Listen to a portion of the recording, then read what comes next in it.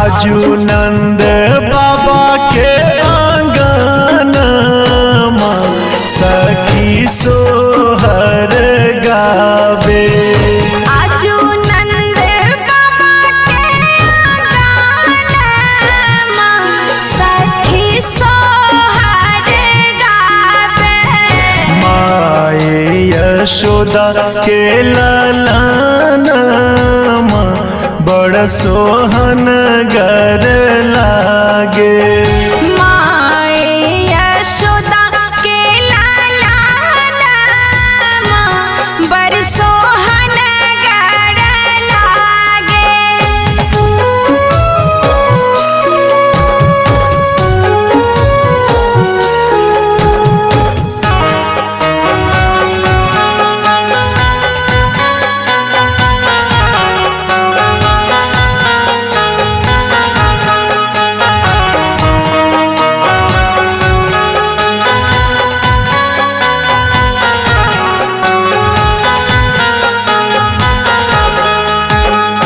एक दिस राजा संग बैसल सकल जन।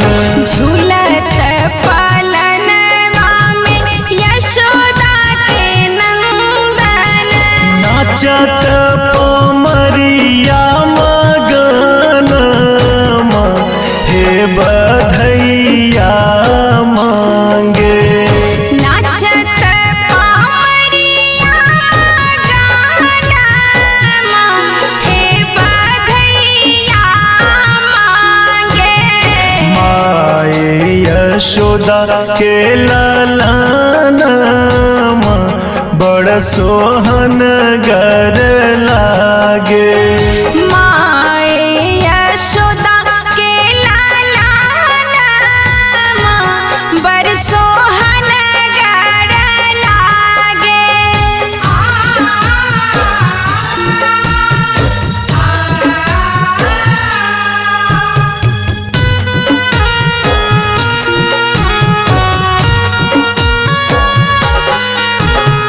दिया दिया तेल कुर हम हूँ लगे बैसखी।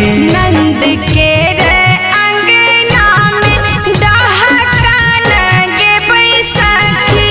यशोदा के कोरा में पारन खाने हंसे खाने काने। यशोदा के कोरा में परानमा खने हंसे खने काने। माए यशोदा के ललन बड़ सोहन गर लागे। माए यशोदा के लालन बड़ सोहन गर लागे।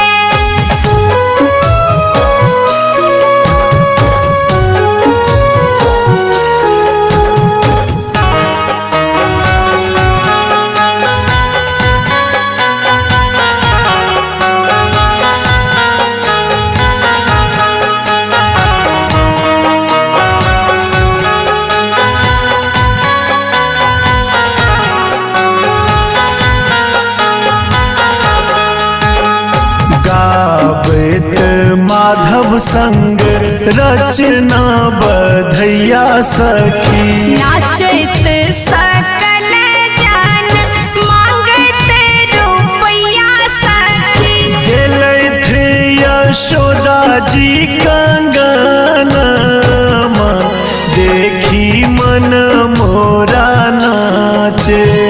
दिलथी यशोदा जी कंगनमा देखी मन मोरा नाचे। माए यशोदा के ललन बड़ सोहन गर लागे। माए यशोदा के लालन बड़ सोहन गर लागे।